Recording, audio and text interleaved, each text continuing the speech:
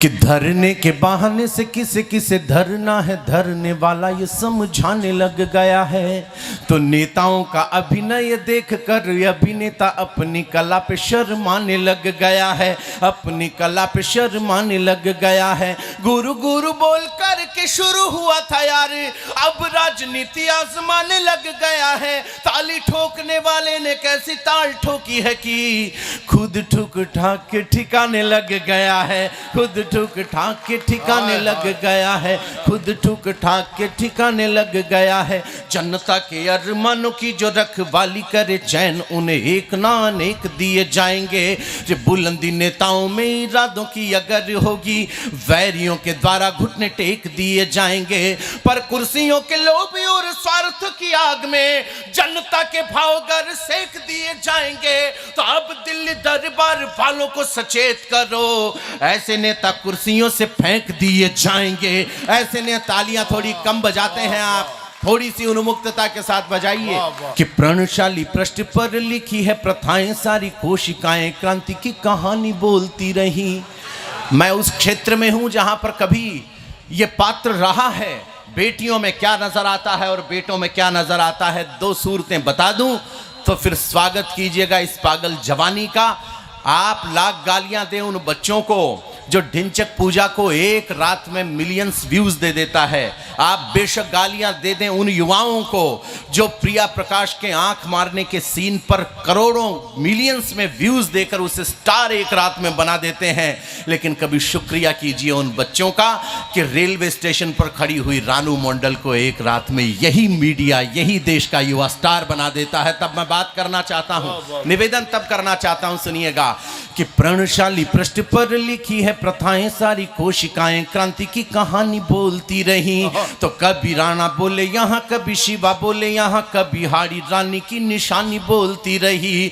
तो सारे सत्यवादी जब हो गए नीलाम यहाँ, उन दो पात्रों के प्रति श्रद्धा का समंदर उमड़ जाए तो हाथ उठा दीजिएगा। मैं आशीर्वाद चाहता हूं आपका, निवेदन करना चाहता हूं कि प्रणशाली पृष्ठ पर लिखी है प्रथाएं सारी, कोशिकाएं क्रांति की कहानी बोलती रही। कभी राणा बोले यहाँ, कभी शिवा बोले यहाँ, कभी हाड़ी रानी की निशानी बोलती रही। तो सारे सत्यवादी जब हो गए नीलाम यहाँ, सत्ता के विरोध में जवानी बोलती रही, सत्ता के विरोध में जवानी बोलती रही।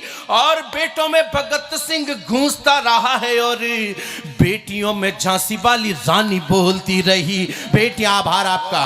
तालियां थोड़ी कम रह गई, मुझे ज्यादा की उम्मीद थी आपसे। मुझे शर्म आती है ये बात बताते हुए। इस देश में एक यूनिवर्सिटी में विवेकानंद की मूर्ति को तोड़ दिया गया। मैं जानना चाहता हूं क्या इस देश के अंदर वायरल होने के लिए ऐसे दुष्कृत्य किए जाएंगे? क्या आप प्रसिद्ध होने के लिए इस देश के महापुरुषों की मूर्तियां तोड़ देंगे? सरदार वल्लभ भाई पटेल की गगनचुंबी इमारत यहां पर बनी। उस दिन प्रियंका ने यह कहा कि भाजपा वालों के पास तो खुद के महापुरुष भी नहीं हैं। मैं तो पार्टी पॉलिटिक्स का आदमी नहीं हूं, लेकिन मैं स्टेटमेंट का विरोधी हूं। इस देश में अगर कविता विरोध नहीं करेगी तो और कौन करेगा?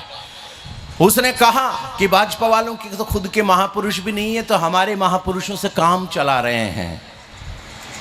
मुझे उसी दिन लग गया था कि ये राहुल की सगी बहन है।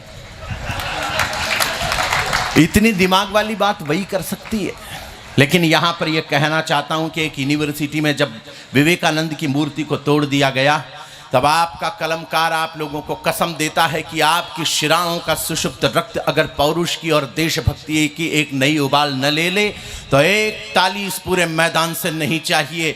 वरना ऐसी तालियों की गड़गड़ाहट यहां पर कीजिएगा कि मैं प्रभु महावीर के मंच पर खड़े होकर यह महसूस कर सकूं कि महापुरुषों के स्तवन में अगर कुछ कहा जाएगा तो जैन समाज नहीं, पूरे देश का समाज मेरे साथ में खड़ा है और मेरा साथ देगा।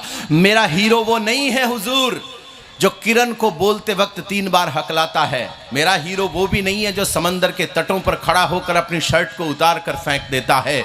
मेरा हीरो वो भी नहीं है जो नचनियाओं के साथ ठुमके लगाता हुआ नजर आता है। मेरा हीरो आज भी वो विवेकानंद है जो शिकागो विश्व धर्म सम्मेलन में खड़े होकर जब ये बात कहता है कि प्रिय अमेरिका वासी भाइयों और बहनों, तो अमेरिका वालों के कान खड़े हो जाते हैं कि कौन सी संस्कृति है जो पूरे विश्व को बंधुत्व की भावना के साथ देखती है। स्वामी विवेकानंद शिकागो विश्व धर्म सम्मेलन में से जब अपना भाषण देकर बाहर निकल रहे थे, शायद हाथ उठ जाएं इस बार फिरोजाबाद के इस टिप्पणी पर, उसके वक्तव्य पर जब निकल रहे थे, तो एक खूबसूरत अंग्रेजी युवती आती है और आकर ये कहती है कि आप जैसा तेजस्वी पुत्र प्राप्त करना चाहती हूँ, मुझसे विवाह कर लीजिए। तो स्वामी जी ने अपने हाथ जोड़े और कहा कि माँ, तू मुझे ही अपना बेटा क्यों नहीं मान लेती। मैं उस विवेकानंद की मूर्ति के तोड़े जाने पर यहाँ पर खड़े होकर 4 पंक्तियां निवेदन करना चाहता हूँ। कसम है, या तो इस कवि सम्मेलन की अब तक की सबसे बड़ी तालियों की गड़गड़ाहट कर दीजिएगा या फिर एक ताली मत बजाइएगा। मैं निवेदन करना चाहता हूँ, आपके बीच सुनाता हूँ, सुन लीजिएगा